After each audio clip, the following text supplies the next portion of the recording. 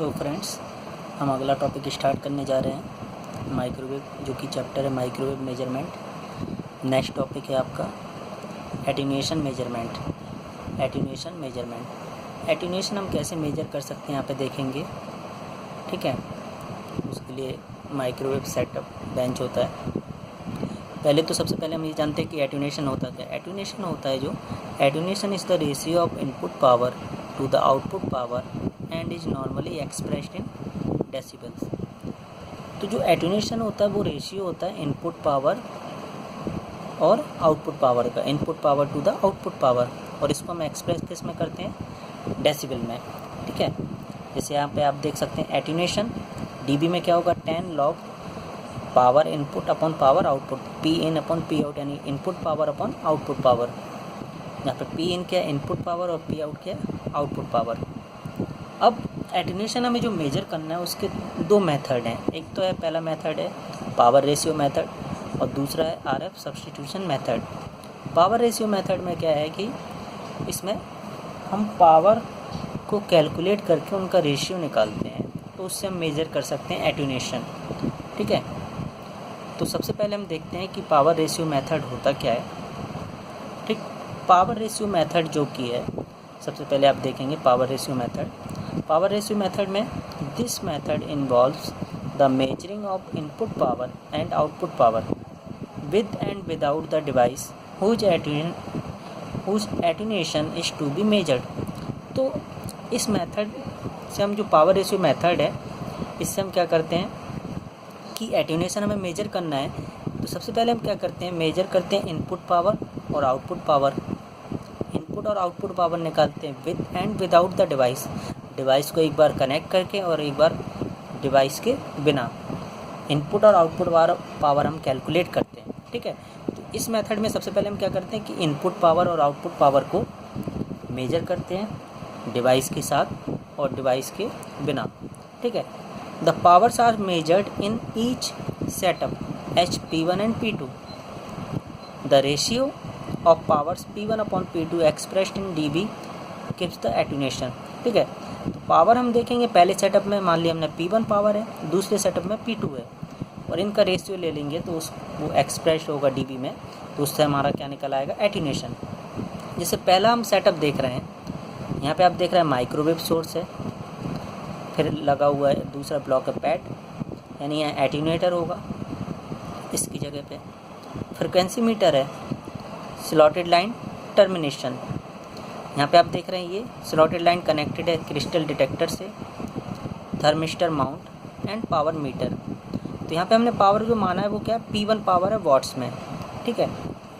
दूसरा ब्लॉक आप देख रहे हैं जिसमें कि क्या है कि यहाँ पे माइक्रोवेव सोर्स है, फिर यहाँ पे एटीन्यूएटर होगा, frequency meter, device whose attenuation is to be measured. ये देखिए यहाँ पे हमने डिवाइस कनेक्ट किया और यहाँ पे डिवाइस कनेक्ट नहीं था, यहाँ पे वो हमें जिसका एटीन्यूएशन निकालना है उसको हमने यहाँ पे कनेक्ट किया, device whose attenuation is to be measured, device जिसका हमें एटीन्यूएशन मेजर करना है, स्लॉटेड लाइन, और यहाँ से कनेक्टेड है crystal detector, thermistor and power meter. यहाँ P2 पावर है वॉट्स में, यहाँ पे टर्मिनेशन। थर्मिस्टर, जैसे कि आप जानते होंगे थर्मिस्टर क्या होता है, नहीं जानते मैं बता देता हूँ। थर्मिस्टर बेसिकली क्या होता है, थर्मिस्टर मतलब होता है कि थर्मिस्टर एक टाइप का रजिस्टर होता है, ठीक है। थर्मिस्टर क्या होता है, एक टाइप का रजिस्टर होता है जिसका रेजिस्टेंस डिपेंड करता है टेम्परेचर पर, ठीक है। थर्मिस्टर क्या होता है, एक टाइप का रजिस्टर होता है जिसका रेजिस्टेंस डिपेंड करता है टेम्परेचर पे, ठीक है।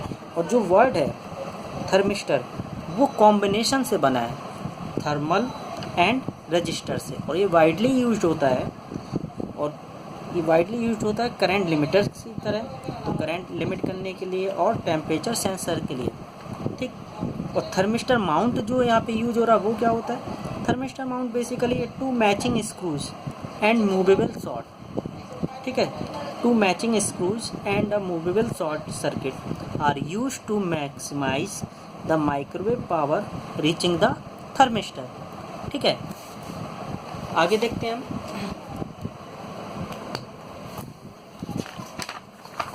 इसका ड्रॉबैक देखते हैं हम। ड्रॉबैक क्या है जिस वजह से हम यूज नहीं करते हैं। मतलब किसी चीज़ का एडवांटेज होता है तो ड्रॉबैक भी होता है। ड्रॉबैक इसका ये है, due to non linear characteristics, non linear characteristics की वजह से, due to non linear characteristics of square law detector the power measured and attenuation calculated will not be accurate, particularly if the attenuation of the network is large and input power is low। ठीक है, तो इसमें क्या है कि non linear characteristics की वजह से, नॉन लीनियर कैरेक्टरिस्टिक जो है स्क्वायर लॉ डिटेक्टर की वजह से यहाँ पे जो हम पावर मेजर करते हैं, ठीक है, पावर मेजर और जो एटेन्यूएशन हम कैलकुलेट करते हैं वो एक्यूरेट नहीं होता है। ठीक, वो पर्टिकुलर के लिए एक्यूरेट नहीं होगा।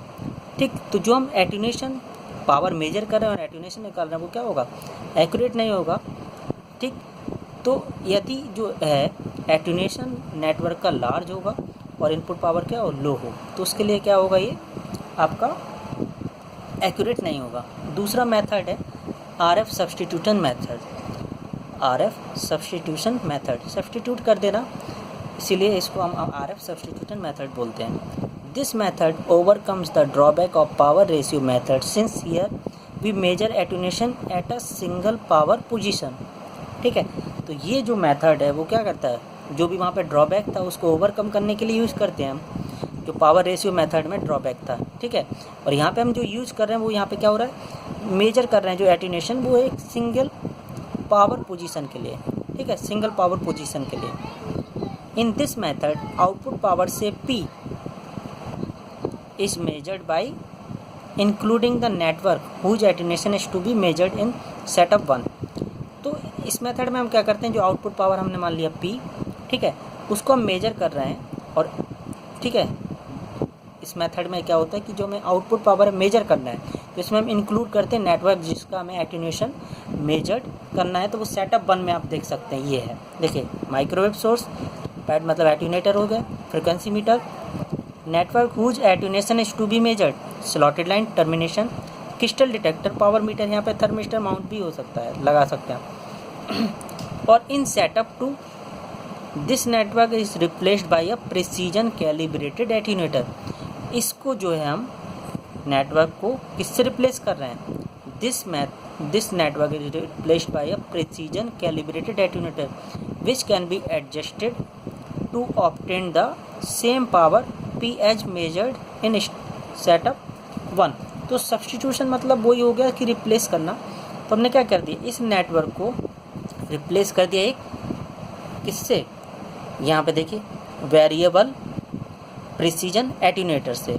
ठीक है, वेरिएबल प्रिसीजन एटेन्यूएटर से हमने रिप्लेस कर दिया, जो कि क्या है, ये वेरिएबल प्रिसीजन एटेन्यूएटर है, वो उसको हम एडजस्ट कर सकते हैं, जो कि क्या होगा, सेम पावर देगा जो हम सेटअप 1 में निकाल रहे थे। तो इसको एडजस्ट करेंगे हम वेरिएबल प्रिसीजन एटेन्यूएटर को, तो जो पावर हमें सेटअप 1 में मिल रही थी उतनी पावर होनी चाहिए। तो इससे हमारा क्या है, किस वैल्यू पे ये सेम पावर दे रहा है। तो under this condition attenuation read on the precision attenuator would give attenuation of the network directly. तो हम यहाँ पे देखेंगे कि जो पहले में नेटवर्क से हमने रिप्लेस किया वेरिएबल प्रिसीजन एटेन्यूएटर को, तो ये क्या है, इसको हम एडजस्ट करेंगे, और एडजस्ट करेंगे तो हमें क्या है, सेम पावर मिलेगी जो सेटअप 1 में पावर P थी। तो सेम पावर यहाँ पे भी मिलेगी, आप देख सकते हैं, माइक्रोवेव सोर्स, पैड यानी attenuator, frequency metre, variable precision attenuator, slotted line, termination, crystal detector and power meter. तो यहाँ पे भी सेम पावर मिलेगी। तो इसको हम एडजस्ट करेंगे तो जो पावर यहाँ पे P थी सेटअप 1 में वही पावर यहाँ पे मिलेगी सेटअप 2 में। तो इसकी क्या वैल्यू होगी जिस पे सेम पावर मिल रहा है, तो हमें डायरेक्टली क्या है, नेटवर्क का हमें एटेन्यूएशन डायरेक्टली पता चल जाएगा। तो ये मेथड है आरएफ सब्स्टिट्यूशन मेथड, जो कि यूज़ करते हैं। Okay, thank you.